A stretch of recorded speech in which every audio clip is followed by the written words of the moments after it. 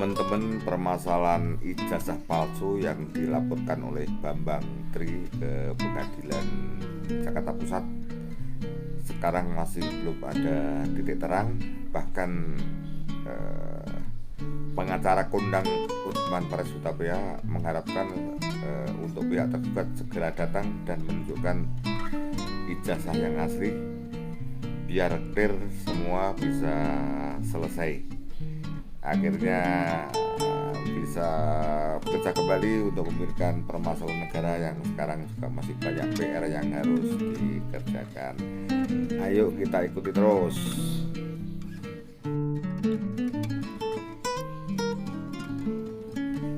Ya.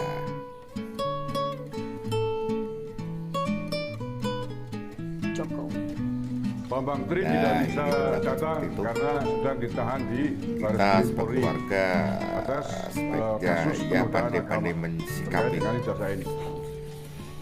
Terkait dengan kasus Harapan ini. kami tidak ada Begitu yang juga lain para agar tergugat semua segera selesai, Tidak ada yang datang kemudian satupun, bisa baik Presiden Jokowi, segera memikirkan MPR, masalah KPU, kenegaraan, masalah negara, kemudian masalah rakyat yang Kementerian sampai Pendidikan, sekarang masih semuanya diwakilkan banyak oleh sekali boyo-boyo soal atau mereka. PR yang harus dikerjakan.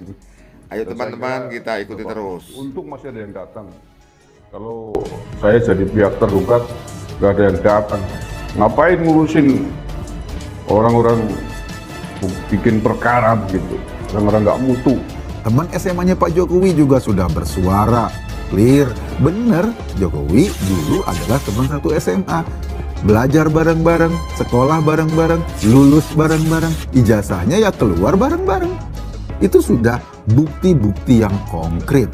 Tetapi ya mau diapain ya, orang-orang yang pikirannya memang sudah dihantui dengan gerundelan kecurigaan, selalu mengompor-ngomporin isu-isu yang gak jelas. Nah, cerita-cerita semacam itu bagi saya jadi mirip sekali dengan cerita ijazah palsu.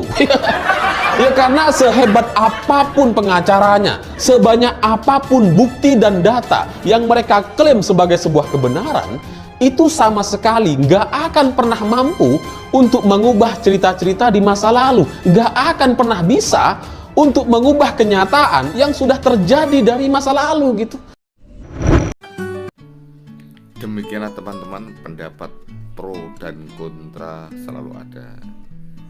Jadi selalu ada yang memihak pada tergugat dan selalu ada yang memihak pada penggugat. Kita sebagai warga sebaiknya juga menyaksikan biar tidak ketinggalan informasi.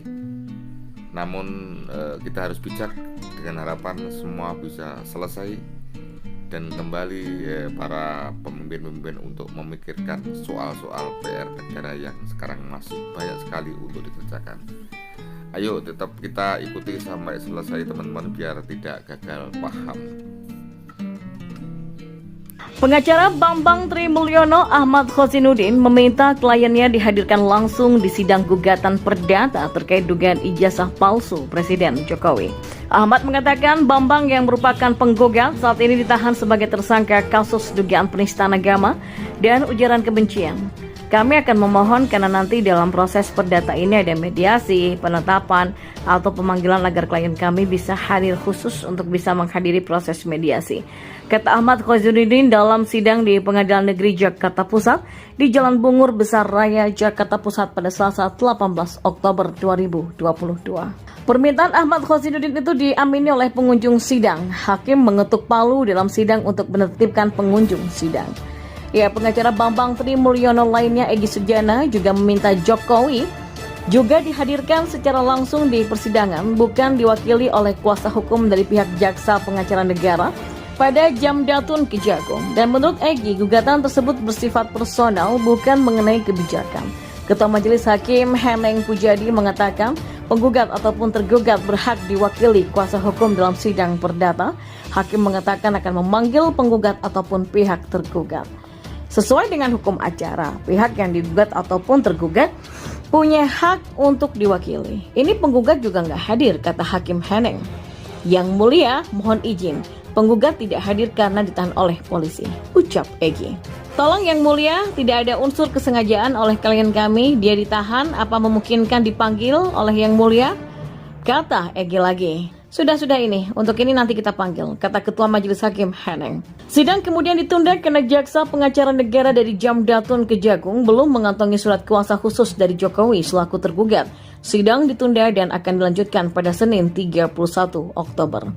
Sebelumnya, gugatan yang dilayangkan oleh Bambang itu terkait dengan tudingan ijazah palsu pada tingkat SD, SMP, dan SMA yang digunakan saat mendaftarkan pemilihan presiden pada periode 2019-2024. Gugatan itu didaftarkan pada Senin 3 Oktober nanti.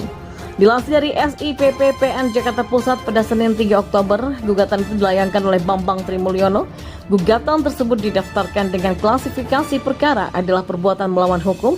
Gugatan terregister dengan nomor perkara 592-PDT-G/2022-PNJKT.PST. Dalam gugatan ini, Bambang menggandeng Ahmad Khozinuddin sebagai penasehat hukumnya. Adapun para tergugatnya adalah tergugat 1 Presiden Jokowi, tergugat 2 Komisi Pemilihan Umum atau KPU, dan tergugat 3 Majelis Permusyawaratan Rakyat atau MPR, serta tergugat 4 yaitu Kementerian Pendidikan, Kebudayaan, Riset dan Teknologi atau Kemenristek Dikti.